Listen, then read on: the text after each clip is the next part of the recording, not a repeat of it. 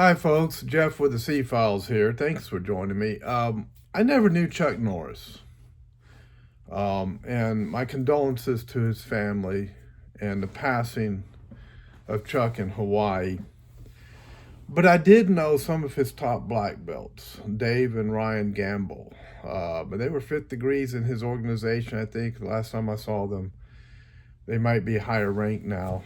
Um, and Dave and Ryan are good friends of mine. Love those guys. They're awesome. And good Christian men.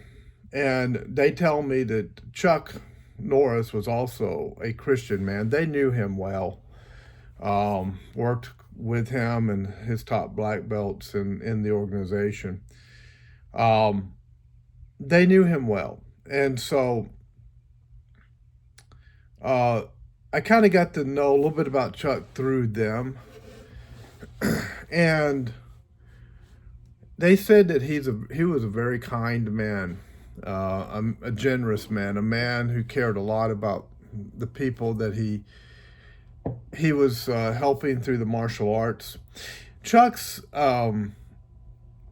kicked drugs out of America. That was I think that was the first thing he did to try and help the youth in America. And his organization has just brought so many young people in America into the martial arts and kept them out of problems and out of trouble. And that's something I respect him so much for. Other than all of his movie appearances and or the movies he made, his fight with Bruce Lee in the Coliseum, all of the things he's famous for, there are things behind the scenes that people don't know about him. That he was a man who loved the Lord and a man that loved the people that he served. And so for that, I have the highest respect for Chuck Norris. And he was a devout Christian, by the way.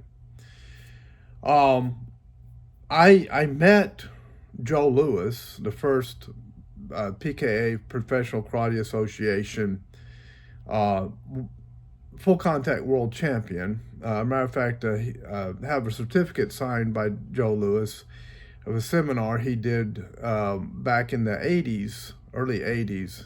I think it was around 1985 or so, that I met him.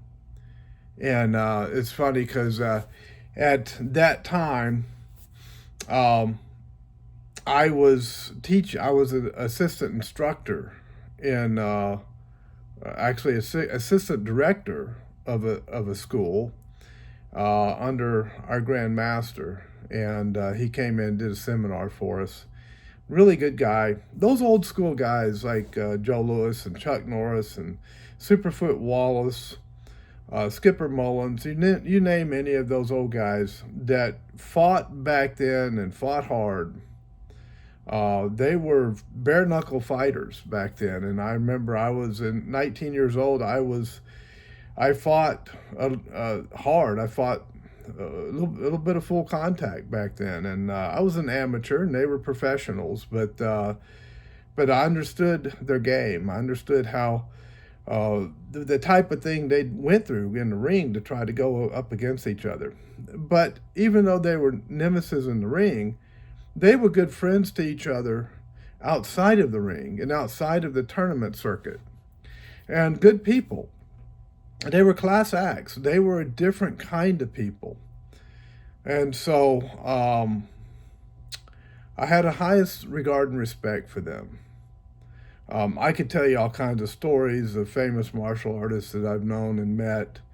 I could tell you stories of sparring matches I've had. The time I knocked a fourth degree Taekwondo practitioner about 15 feet across the Quan. In the Chinese martial arts schools, you call it a Quan.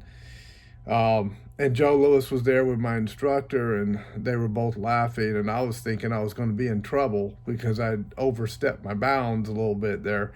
But they were good people. They really were. So my thought is, my condolences to the family. My condolences to the members of his organization. They were very good people as well.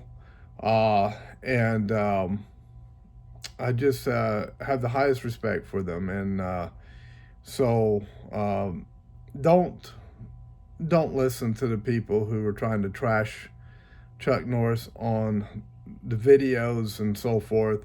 They're not worth listening to, folks. These people who do that are not people of character, and I don't pay any attention to people who are not people of character. So um, I try to hang around godly people, people of character, people of good moral values. And Chuck did the same thing. So, um, so anyway, that was just my thoughts. I have a little bit of history there. I didn't know him personally. Like I said, I did meet and for a short time one of his nemesis in the ring. And I did fight as an amateur back when Chuck Norris and Joe Louis and Superfoot Wallace and Skipper Mullins, and I mean, I could go down the list of all those guys that were fighting back then. You know, and Ed Parker's his tournaments he'd have in California. Of course, I grew up in the South, so we'd go to the Battle of Atlanta and fight down there, and the big tournaments in Nashville and so forth. But it's a loss, folks. It's a loss. But life moves on. I've lived through the death of major American icons like John Wayne and so many others. Life goes on. Keep living life and try to. I guess my final word is this: try to imitate the quality of life that Chuck demonstrated to us. Try to be a positive influence on the world the way he was. And try to live for Christ the way he tried to live for Christ. Thanks for watching.